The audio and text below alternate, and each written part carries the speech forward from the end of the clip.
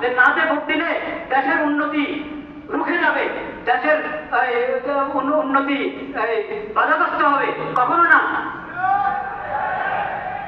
দেশের কিসমত যদি ভালো হয়, জনগণের কিসমত যদি ভালো হয়, শাসকদের যদি নিয়ত ভালো হয়, তাহলে না ভোট সবাই নার মধ্যে ভোট দিলেও দেশের উন্নতি চলতে থাকবে ইনশাআল্লাহ। আর যদি নিয়ত ভালো না থাকে, কিসমতও ভালো না, নিয়তও ভালো না, এমন যদি হয় তো সবাই হাতে ভোট দাও, কাজ হবে না, কাজ হবে না। ভোট একটা আমানত, ভোট একটা আমানত, এটাকে বুঝে শুনে ব্যবহার করেন। এটা অধিকার, এই অধিকার, ভোটের অধিকার একটা আমানত, এই অধিকারকে বুঝে শুনে ব্যবহার করেন। চিন্তা ফিকির করেন, আল্লাহর কাছে দোয়া করেন, আল্লাহ আমি যাতে সঠিক ভোট দিতে পারি সেই তৌফিক আমাকে দান করেন। এটা তামাশার বিষয় না।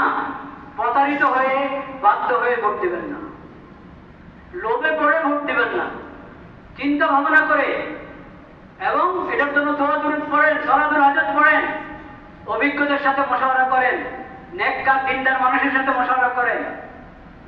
শুধু নামের ভিত্তিতে আপনি ভোট দিলে হবে, শুধু মার্কার ভিত্তিতে ভোট দিলে হবে, শুধু মনোগ্রাম দেখে ভোট দিলে হবে।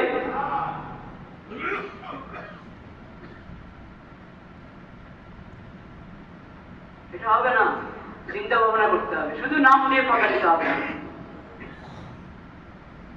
ইসলামের নাম ব্যবহার করা হচ্ছে, অনেক দলে ইসলামের নাম ব্যবহার করেছে।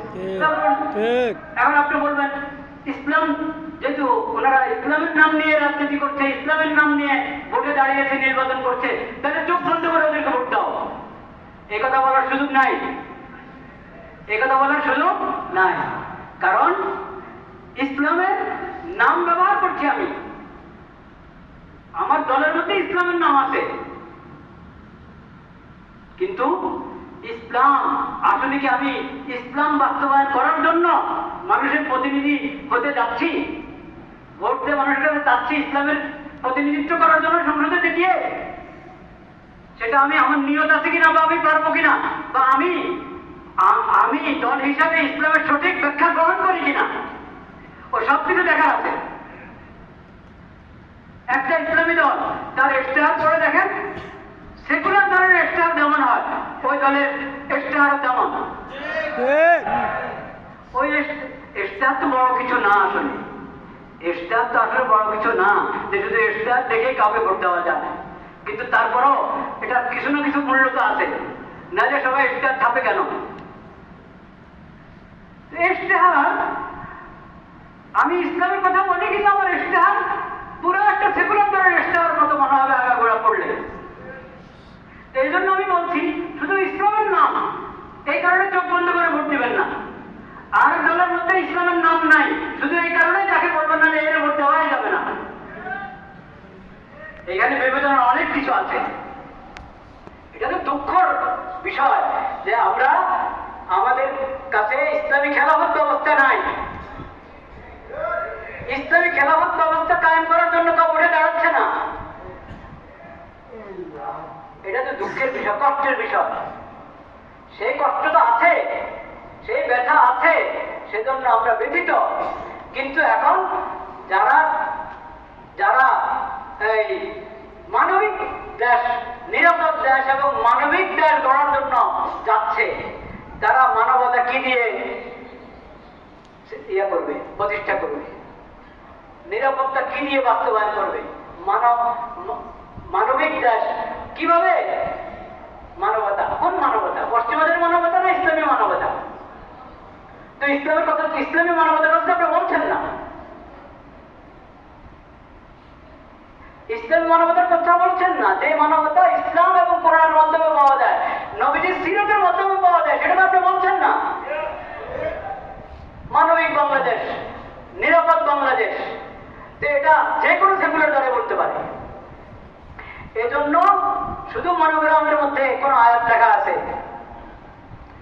শুধু মার্কাটা আরো আকর্ষণীয়, দলের নামটা আকর্ষণীয়, এই কারণে প্রতারিত হয়ে, প্রভাবিত হয়ে ভোট অধিকার ব্যবহার করবেন না। ভোট অধিকার ব্যবহার করতে হলে আপনাকে অনেক চিন্তা ভাবনা করতে হবে, অনেক দোয়া করতে হবে আল্লাহ দরবারে, আল্লাহ আমাকে তৌফিক দান করো। আর বিশেষভাবে আমি আগেও বলেছি এই দোয়া করেন এবং এখনো বলছি দোয়া করেন, সেই দোয়া হলো আল্লাহ যার অন্তরে আপনার ভয় নাই, যাদের অন্তরে আপনার ভয় নাই, আখিরাতের হিসাব দেওয়ার চিন্তা নাই, আপনার মাখলুকের প্রতি যাদের অন্তরে দয়া মায়া নাই, আল্লাহ তাদের হাতে দেশের ক্ষমতা দিয়েন না। যাদের অন্তরে আপনার ভয় আছে, আখিরাতে আপনার সামনে দাঁড়ায় হিসাব দিতে হবে, এই ফিকির যাদের মাথায় আছে এবং আপনার মাখলুকের প্রতি আল্লাহর বান্দাদের প্রতি যার অন্তরে দয়া মায়া আছে, ইয়া আল্লাহ তাদের হাতে আপনি ক্ষমতা দেন। এই দোয়া করতে কোনো সমস্যা আছে? কোন দলের নামে নিলাম না আমি, কারণ আমার আল্লাহ সবচেয়ে বেশি জানেন, বাস্তব কথা আল্লাহ জানেন কার হাতে ক্ষমতা গেলে তারা উম্মতের জন্য, আল্লাহর বান্দাদের জন্য, দেশের জন্য কল্যাণকামী হবে, এটা আল্লাহ সবচেয়ে কি জানেন, ভালো জানেন। আল্লাহর হাওলা করে দিলাম, আল্লাহ তাদের হাতে দেন যারা আখিরাতমুখী, আখিরাতের ফিকির আছে, আপনার ভয় আছে তাদের অন্তরে, আপনার মাখলুকের প্রতি যাদের অন্তরে দয়া মায়া আছে তাদের হাতে ক্ষমতা দেন। যারা আপনার ভয় তাদের অন্তরে নাই, আখিরাতে আল্লাহ আপনার সামনে যারা হিসাব দিতে হবে এই ফিকিরও তাদের নাই, আপনার মাখলুকের প্রতি দয়া মায়াও নাই, হ্যাঁ ইয়া আল্লাহ তাদেরকে আপনি ক্ষমতা দিয়েন না। ওয়া আখিরু দাওয়ানা আলহামদুলিল্লাহি রাব্বিল আলামিন।